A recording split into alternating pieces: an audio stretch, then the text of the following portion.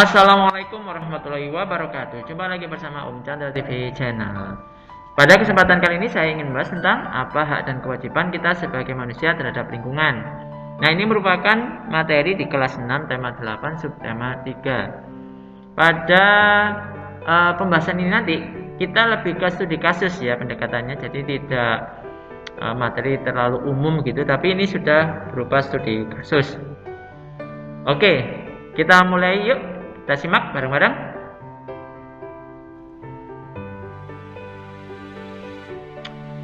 Manusia merupakan pihak paling berpotensi melakukan perubahan pada lingkungan melalui teknologi dan eksploitasi sumber daya alam yang dapat mengubah kualitas lingkungan. Salah satu contohnya seperti yang terjadi di Labuan Bajo, Nusa Tenggara Timur. Labuan Bajo merupakan salah satu desa yang terletak di Kecamatan Komodo, Kabupaten Manggarai Barat, Provinsi Nusa Tenggara Timur, Indonesia. Labuan Bajo merupakan tempat yang sering dikunjungi wisatawan. Banyak tempat wisata di Labuan Bajo. Selain memiliki panorama yang indah, Labuan Bajo merupakan pintu gerbang bagi para wisatawan yang ingin menjelajahi tempat-tempat wisata unggulan di Provinsi NTT. Tempat yang dimaksud antara lain Pulau Komodo dan Rinca.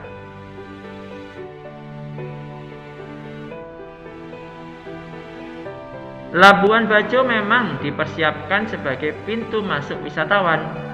Fasilitas dan akomodasi infrastruktur utama seperti pelabuhan hingga bandara telah dibangun.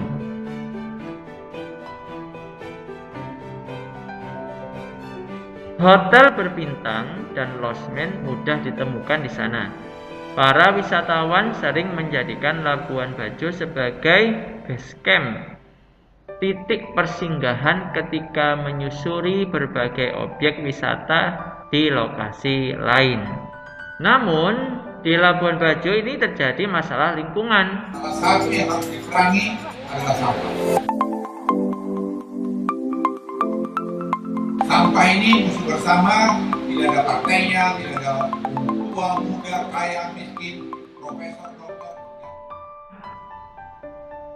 Menurut Ketua Himpunan Pramuwisata Indonesia (HPI) Nusa Tenggara Timur, Agustinus Manua Bataona, mengatakan Labuan Bajo dan Pulau Komodo masih berkutat dengan masalah sampah. Agustinus mencontohkan, manajemen sebuah hotel mengeluh karena setiap pagi mereka harus membersihkan sampah di pantai. Setiap hari bisa mencapai 40 hingga 60 karung yang umumnya plastik. Selama pandemi corona, memang ada penurunan, akan tetapi persoalan sampah ini belum ada penyelesaian. Itu baru satu contoh saja, belum di wilayah pantai lain.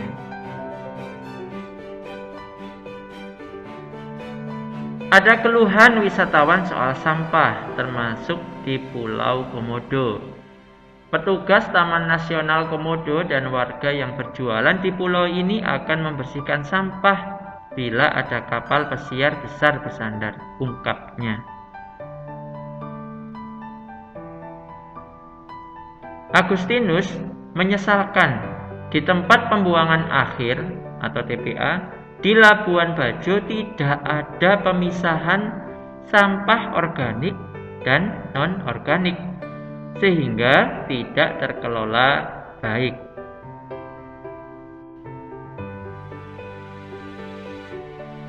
Labuan Bajo adalah destinasi wisata super premium.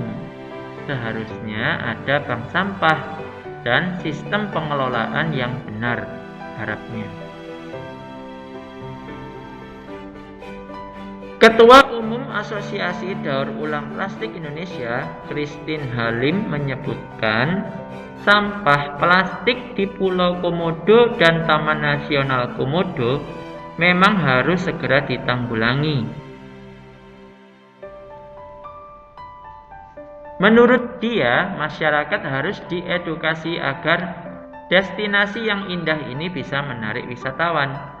Bila kotor dan sampah berserakan seperti sekarang, wisatawan malas berkunjung.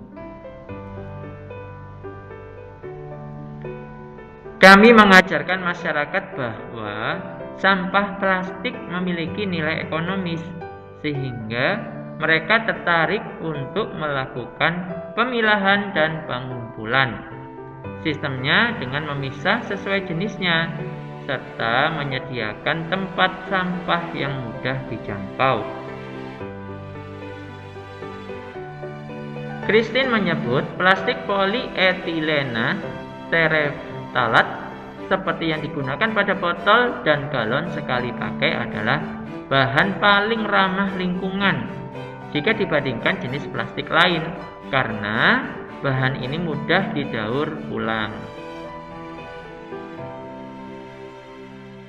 Hasilnya adalah barang-barang komoditas bernilai ekonomi tinggi seperti polyester, dakron sintetis, biotekstil, bantal, baju winter, dan kancing.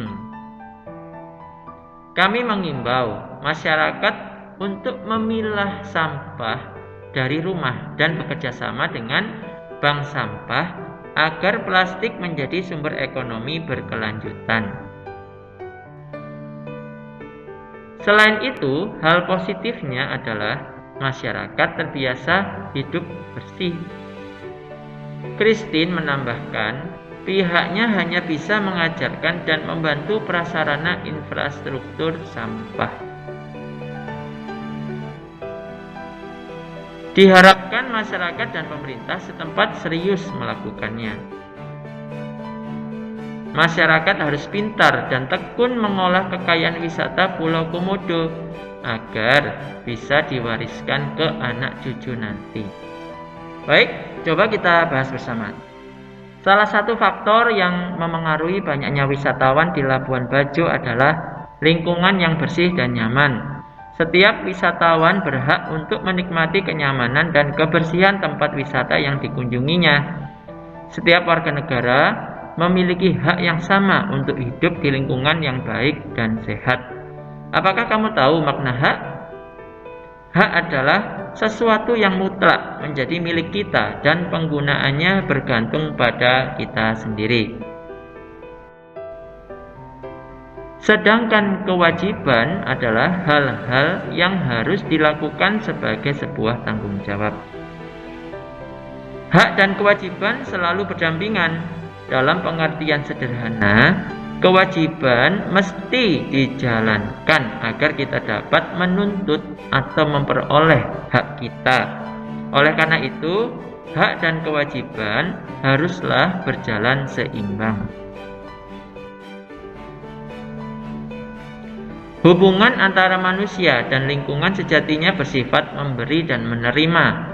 Manusia telah mendapatkan banyak hal dari alam dan lingkungan, sehingga punya kewajiban pula menjaga lingkungan itu sendiri dengan tidak berbuat sesuatu yang berpotensi menimbulkan kerusakan atau pencemaran.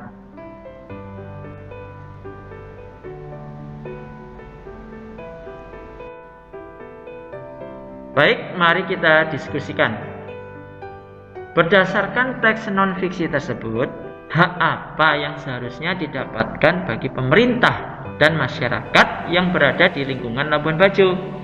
Coba kalian sebutkan 1-5 hak yang harusnya didapatkan oleh pemerintah dan masyarakat di sana. Kalian bisa diskusikan ini di kelas atau coba kalian tulis di kolom komentar dari video ini.